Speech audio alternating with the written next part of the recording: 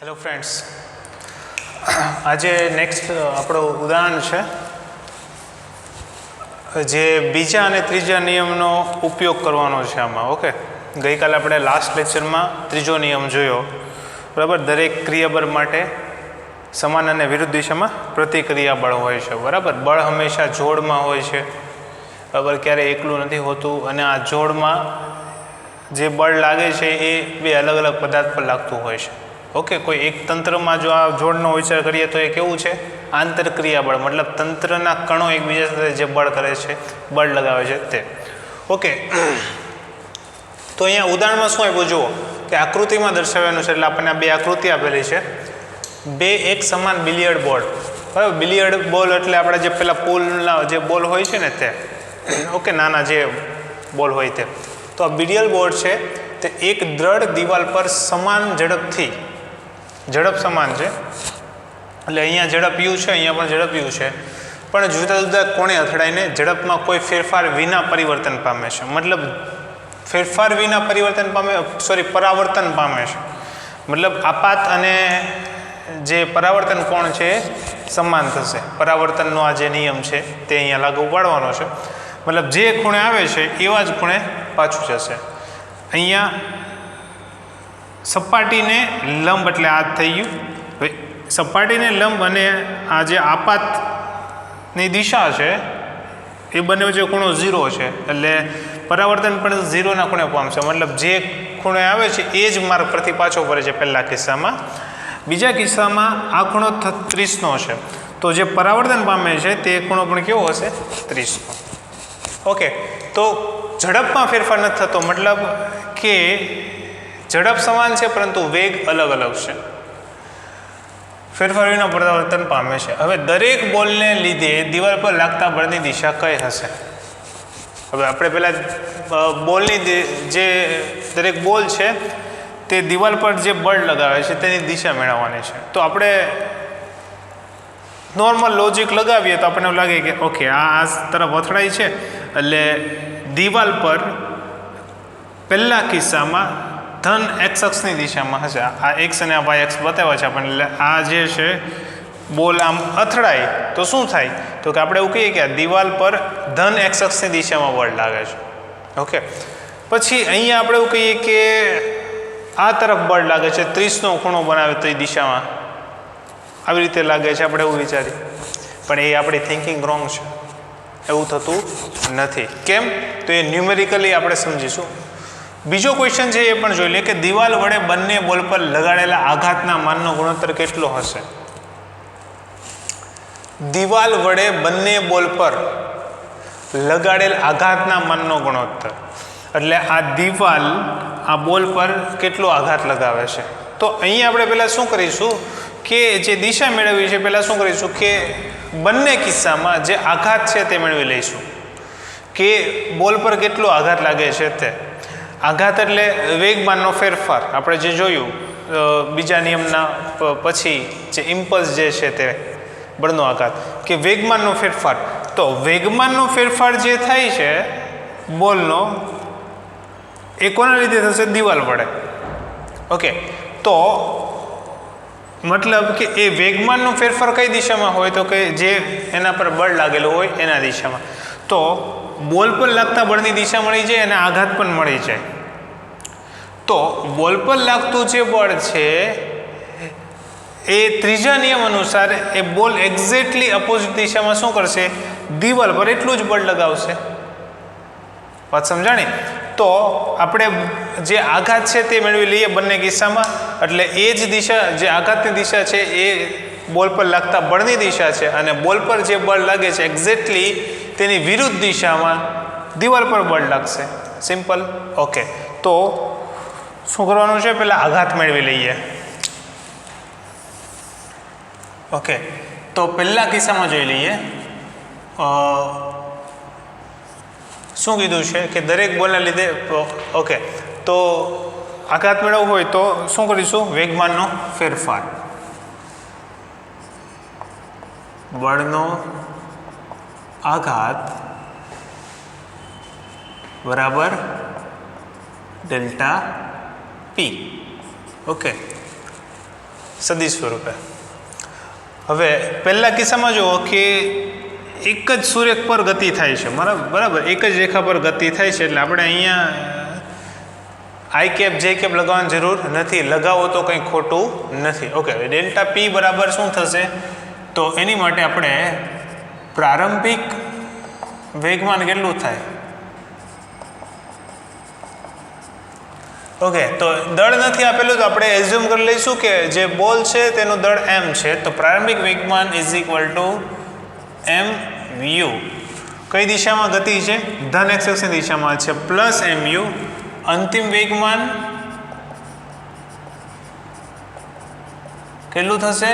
તો કે mu, પરંતુ u કેવું છે? તો કે માઇનસ x અક્ષની દિશામાં છે, વિરુદ્ધ દિશામાં છે ને, તો માઇનસ mu. તો વેગમાનનો ફેરફાર એટલે કે બળનો આઘાત શું થશે? તો કે અંતિમ માઇનસ પ્રારંભિક, તો કે અંતિમ માઇનસ પ્રારંભિક કેટલું? mu. તો કેટલું થઈ ગયું? -2mu. ઓકે, એટલે અહીં આપણે જોઈ શકીએ કે બોલ પર લાગતા બળની દિશા માઇનસ x અક્ષની દિશામાં છે.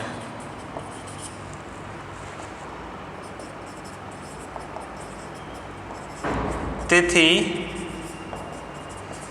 દિવાલ પર લાગતું બળ કઈ દિશામાં હશે? તો કે એક્ઝેક્ટલી આની અપોઝિટ. તો માઇનસ x અક્ષ હોય તો પ્લસ x અક્ષની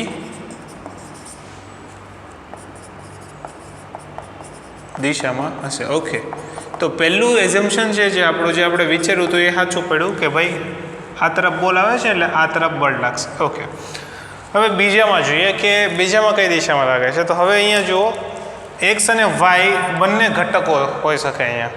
ઓકે, એટલે બંને ઘટકો છે તો આપણે બંને ઘટકો ધ્યાનમાં લેવાના છે. ઓકે, તો અહીંયા આપણે શું કરીશું? જો હવે આ વસ્તુ ખાસ સમજો કે જ્યારે આપણે x અને y ની દિશામાં જોતું હોય એટલા માટે જ આપણે સદિશમાં ઘટકોનું વિભાજન જોયેલું હતું. તો અહીંયા આપણે ઘટકો પાડી દઈશું. એક આ ઘટક આ y ની દિશાનો ઘટક અને આ થઈ ગયો x ની દિશાનો ઘટક. ઓકે, હવે જો આ 30 હોય તો આ પણ 30 થાય, બને છે આ? તો આ 30 થઈ ગયો, તો ખૂણાની પાસેનો ઘટક થઈ ગયો, કયો થઈ ગયો? u cos 30, અને આ કયો થઈ ગયો? u sin 30. ઓકે, હવે આ નીચેની તરફ છે. ઓકે, y ઉપરની તરફ આવેલો એટલે આ કેવું થશે? માઇનસ. સમજણ? ઓકે, હવે એવી જ રીતે અહીંયા ઘટકો પાડો. કોના? u ના ઘટકો. u એટલે વેગના ઘટકો પાડીએ છીએ. ઓકે, તો આ 30 હોય તો આ પણ 30 થશે.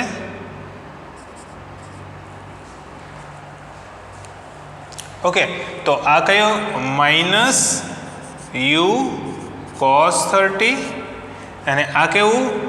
Minus u sin 30. Okay, process તો આ જ છે બળનો આઘાત, પરંતુ હવે અહીંયા શું થાય છે? તો કે અહીંયા બે ઘટકો છે, તો બંને ઘટકો અલગ અલગ મેળવીશું. પછી જે આપણે સદિશમાં શું કરીએ છીએ કે ઘટકો હોય તો એના પરથી સદિશનું મૂલ્ય મેળવવું હોય તો શું કરીએ છીએ? √x² plus y². x ઘટકનો વર્ગ પ્લસ y ઘટકનો વર્ગ, અને એ સંપૂર્ણ વર્ગમૂળમાં. એવું જ કરતા હતા, તો આપણે અહીં એવું જ કરીશું. ઓકે, તો જુઓ, પહેલા x અક્ષની વાત કરી લઈએ. x અક્ષની દિશામાં અથવા ધન x ની દિશામાં અથવા સિમ્પલ x ની દિશામાં. ઓકે, અંતિમ વેગમાન, ઓકે પ્રારંભિક વેગમાન p1 આપણે x કહીએ, x ની દિશામાં. એટલે પ્રારંભિક માટે 1 અને કઈ દિશામાં? x ની દિશામાં. p1x બરાબર, એટલે કે x ની દિશામાં પ્રારંભિક વેગમાન કેટલું થશે? તો કે દળ ગુણ્યા વેગ કેટલો? તો પ્રારંભિક x ની દિશામાં કેટલું છે? તો કે u cos 30. તો કે mu cos 30 p2x मतलब x ની દિશામાં અંતિમ વેગમાન તો કે આ અથડામણ પછી અંતિમ વેગમાન કેટલું છે તો કે -u cos 30 તો કે -u દળ m છે તો આપણે mu cos 30 દેખાય છે બધાને અહીંયા અથડામણ પછી વેગ આ દિશામાં છે x માટે વાત કરીએ છીએ x ઘટક છે એવી જ રીતે તો x ની દિશામાં વેગમાનનો ફેરફાર કેટલો થાય છે એટલે કે ડેલ્ટા પી એક્સ કહીએ તો શું થશે અંતિમ માઇનસ પ્રારંભિક તો કે અંતિમ કેટલું છે તો કે -mu cos 30 માઇનસ પ્રારંભિક કેટલું mu cos 30 તો આ શું થશે -2mu cos 30 થશે ઓકે તો આ x ની દિશામાં વેગમાનનો ફેરફાર મેળવો હવે y ની દિશામાં શું થાય છે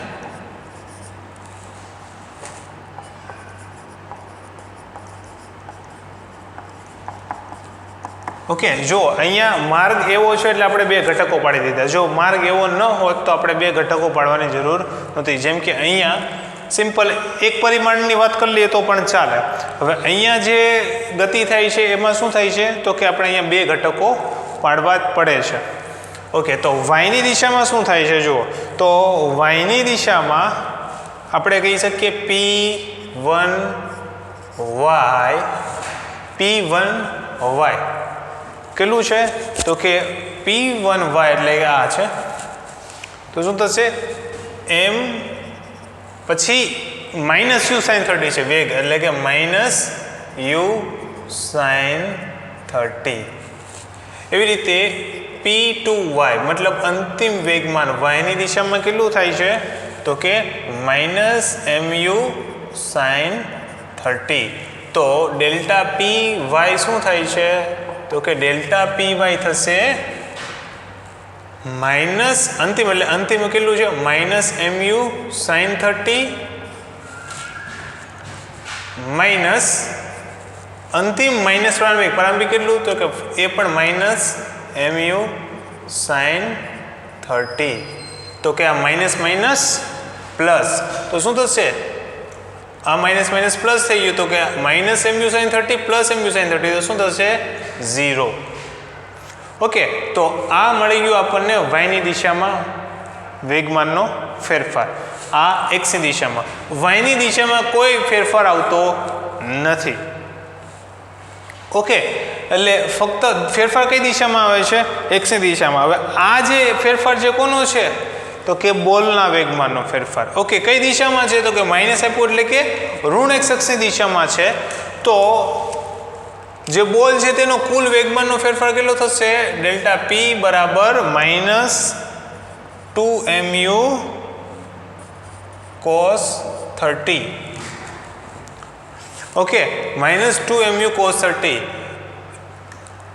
i કેપ એવું કહી શકીએ આ થઈ ગયો વેગમાનનો ફેરફાર કારણ કે જે ઘટક તો શૂન્ય છે y ઘટક તો શૂન્ય છે ઓકે એટલે બીજા કિસ્સામાં પણ બોલ પર લાગતા બળની દિશા કઈ છે -x અક્ષની દિશામાં છે તો બોલ દિવાલ પર કઈ દિશામાં બળ લગાવશે તો એક્ઝેક્ટલી એની વિરુદ્ધ દિશામાં એટલે કે ધન x અક્ષની દિશામાં તો આની આ જ વસ્તુ આપણે અહીંયા લખી દેવાની હવે બીજો પાર્ટ આપણે શું કીધું છે આ વાત સમજાણી બધાને ઓકે બીજો પાર્ટ શું કીધું છે કે દિવાલ વડે બંને બોલ પર લગાડેલા આઘાતનો માનનો ગુણોત્તર ઓકે એટલે આપણે એવું લઈ શકીએ કે પહેલા કિસ્સામાં આઘાતનું માન કેટલું છે મૂલ્ય તો કે 2mu બીજા કિસ્સામાં 2mu cos 30 માનનો ગુણોત્તર ઓકે આઘાતનો માન એટલે ડેલ્ટા p ઓકે વેગમાનનો ફેરફાર તો એ કેટલું થશે તો કે 2mu upon 2mu cos 30 તો આ શું થશે 2mu કરતો 1/cos 30 તો કે 1/cos 30 કેટલું થશે √3/2 તો કે 2/√3 આ થઈ ગયો આપણો જવાબ હવે ઘણી વખત એવું પણ થાય કે 2mu cos 30 ઉપર લે અને 2mu નીચે લો, તો આપણે અહીંયા શું કર્યું છે કે જે કન્ડિશન પહેલાં આપેલી છે એને પહેલાં લીધું, જે કન્ડિશન પછી આપેલી એને પછી લીધું છે. ઓકે, સ્પેસિફાઈ કરે તો તમારે એ મુજબ કરવાનું. ઠીક છે. તો બીજા અને ત્રીજા નિયમ પરથી એક અગત્યનો એવું કહી શકીએ કે જે નિયમ આપણે વારંવાર યુઝમાં આવશે, બરાબર છે, 12થમાં પણ યુઝમાં આવશે, એવો એક અગત્યનો અને બહુ સિમ્પલ નિયમ આપણને મળે છે. કયો? તો કે વેગમાન સંરક્ષણનો નિયમ. તો શું છે એ જોઈએ આપણે. ઓકે, નેક્સ્ટ ટોપિક છે આપણો વેગમાન સંરક્ષણનો નિયમ. હવે જો શું થાય છે, બીજા અને ત્રીજા નિયમનો ઉપયોગ કરો ત્યારે તમને આ પરિણામ મળે. ઓકે, તો જુઓ, બહુ સિમ્પલ ઉદાહરણથી આપણે સમજીએ. એક બુલેટ અને ગનવાળું ઉદાહરણ લઈએ. બુલેટ ગનનું તંત્ર લઈએ છીએ. ઓકે, બુલેટ અને ગનનું તંત્ર છે. તેમાં શું થાય છે કે જ્યારે ગન બુલેટ ફાયર કરે છે, બરાબર, ત્યારે શું થાય કે બુલેટ એ ગન પર શું કરે છે, કંઈક બળ લગાવે છે. ઓકે, સ્થિર સ્થિતિમાંથી શું થાય છે, એ ગતિમાં આવે છે. કોણ? બુલેટ. ઓકે, સ્થિર સ્થિતિમાંથી એ ગતિમાં આવે એટલે શું થાય, આપણે એવું કહીએ છીએ કે એના વેગમાનનો કંઈક ફેરફાર જોવા મળે. ઓકે, એના વેગમાનમાં કંઈક ફેરફાર થાય. ઠીક. ઓકે, તો એ જે વેગમાનનો ફેરફાર છે એ સપોઝ આપણે કહીએ કે પહેલાં આપણે એના બળની વાત કરી લઈએ, બળ પરથી વેગમાનનો ફેરફાર મળશે. ઓકે, તો જો ગન જે છે, ગન પર લાગતું બળ ધારો કે આપણે FB કહીએ, સોરી, બુલેટ પર લાગતું બળ, બુલેટ પર લાગતું બળ કેટલું છે, આપણે એવું કહીએ FB. ઓકે, તો ગન પર લાગતું બળ કેટલું થશે, તો કે FG આપણે એવું કહીએ. હવે ગન પર કોણ બળ લગાવે? ઓકે, તો ત્રીજો નિયમ શું કહે છે કે જો બુલેટ પર ગન બળ લગાવે તો ગન પર બી બુલેટ બળ લગાવશે, સમાન અને વિરુદ્ધ દિશામાં. જો આના પર બળ લાગતું હોય અને આ લગાડતો હોય તો રિવર્સ પ્રક્રિયા પણ થશે, મતલબ કે ગન પર બળ લાગશે, કોણ લગાવશે? બુલેટ. ઓકે, એટલે તમે જ્યારે બુલેટ ફાયર કરો છો, ક્યારે કરી નહીં હોય અને કરવી નથી આપણે, પણ જ્યારે પણ કોઈ મૂવીમાં જુઓ કે કોઈ જગ્યાએ જુઓ તો તમે જ્યારે બુલેટ ફાયર કરો ત્યારે ગન થોડી પાછળની તરફ આવે છે, ધક્કો લાગે છે. કેમ એવું થાય? તો કે બુલેટ જે છે ભલે નાની છે પણ એટલી ઝડપથી છોડવામાં આવે, મતલબ એના પર એટલી ઝડપ, મતલબ એટલું બધું બળ લગાવવામાં આવે તો ડેફિનેટલી એટલું જ બળ એ ગન પર લગાવશે. એટલે ગન પર જ્યારે બળ લગાવે ત્યારે શું થાય, ગન બી પાછળની તરફ ધકેલાય, કે બુલેટ જો આ તરફ જાય તો ગન આ તરફ આવશે. ઓકે, તો ત્રીજા નિયમ અનુસાર FB is equal two -FG થશે, બંને સમાન મૂલ્યનું અને વિરુદ્ધ દિશામાં. ઓકે, તો હવે એવું કહીએ કે બુલેટ પર જેટલા સમય માટે બળ લાગે એટલા જ સમય માટે ગન પર બળ લાગશે.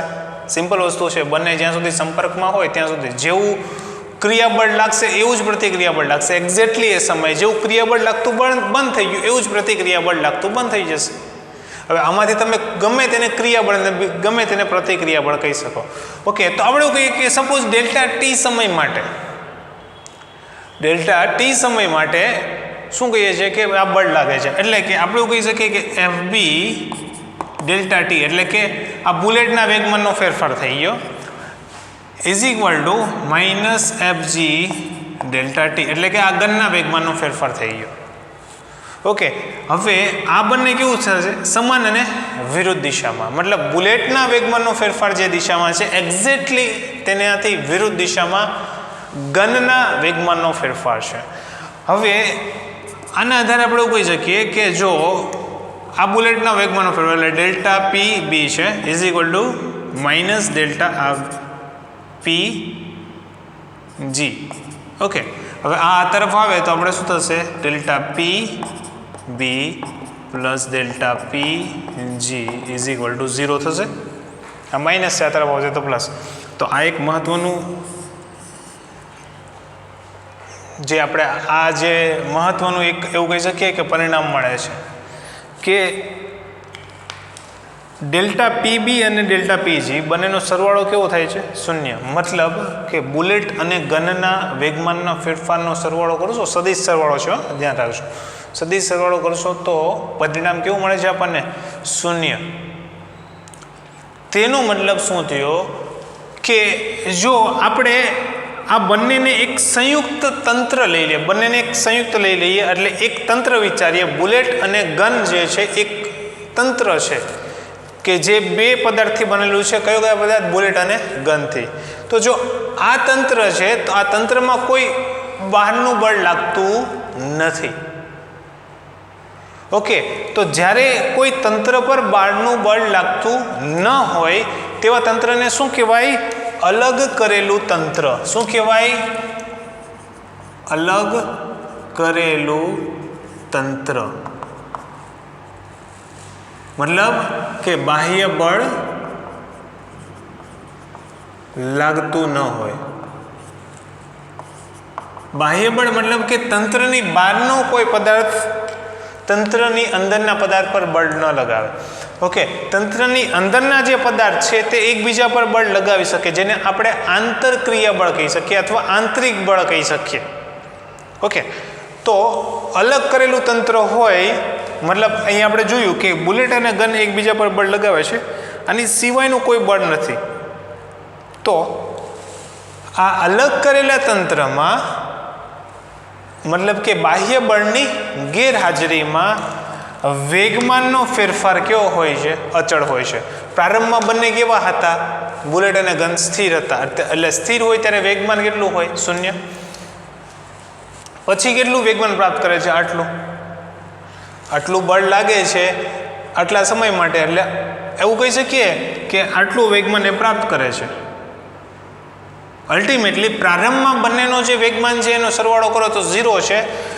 બળ લાગ્યા પછી જે વેગમાન છે તેનો સરવાળો કરો તો પણ એ કેવું મળે છે? 0.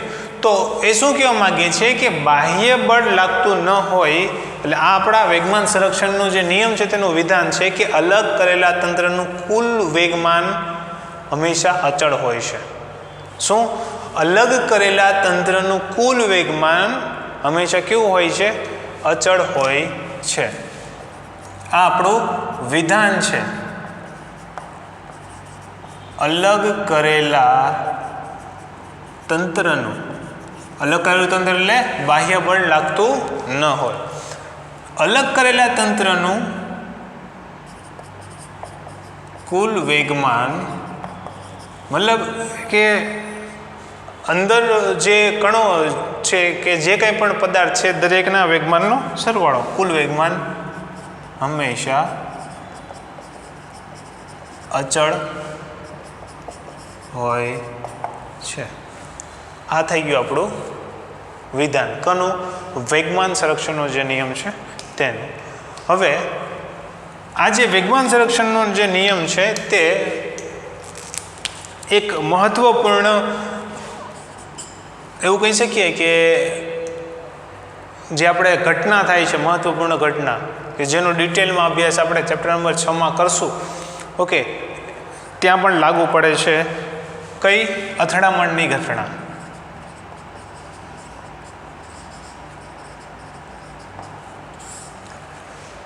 એક્સિડન્ટ થવું, બે બોલ ભટકાવવા, મતલબ અથડામણની ઘટના ખૂબ જ સામાન્ય છે. આપણે કોઈ પણ જગ્યાએ જોઈએ તો આ અથડામણની ઘટનામાં શું થાય છે તે આપણે વિચાર કરીએ. તો ધારો કે બે પદાર્થ છે એ અને બી. ઓકે, બે પદાર્થ છે. ઓકે, ફ્લોર નથી બતાવતા, આપણે અલગ કરેલું તંત્ર છે. ઓકે, શૂન્ય અવકાશ બધા પદાર્થથી દૂર એવું કહી શકીએ કે બે પદાર્થ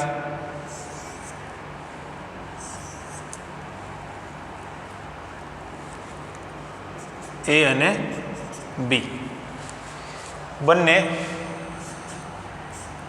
એકબીજાની વિરુદ્ધ દિશામાં ગતિ કરે છે, અથડાય છે, બરાબર,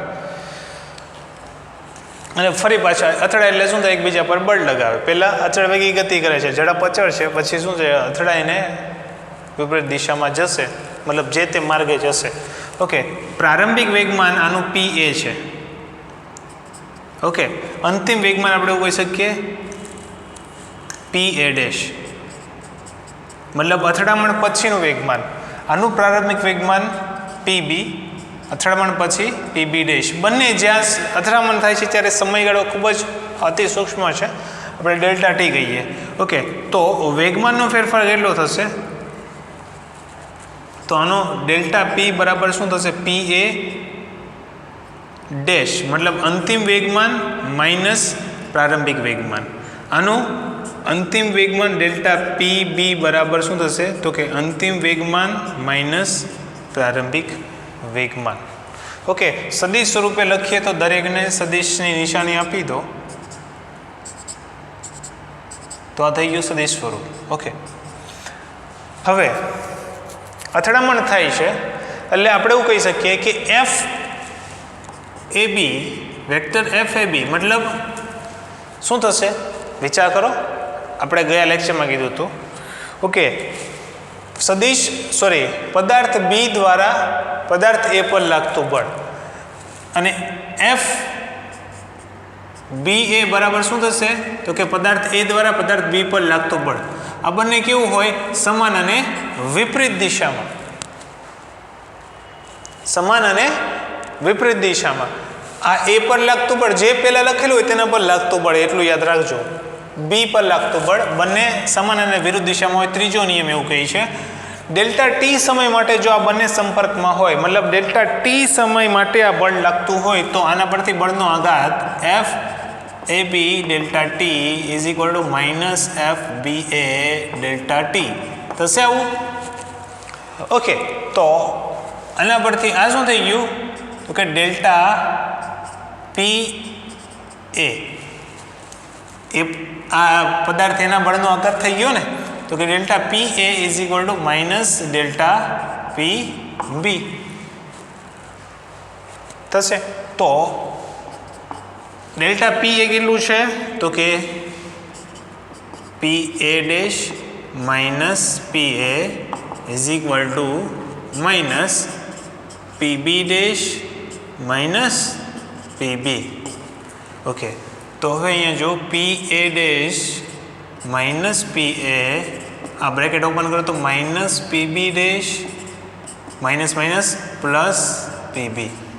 હવે ડેશવાળા મતલબ કે જે અંતિમ વેગમાન છે એક તરફ લાવો, પ્રારંભિક વેગમાન બીજી તરફ લઈ જાઓ. તો જો PA આ માઇનસ આ PA' છે. ઓકે, PA' આ PB' માઇનસ છે, આ તરફ આવશે તો plus PB' is equal two આ માઇનસ PA છે પેલી તરફ જાય તો પ્લસ PA પ્લસ PB.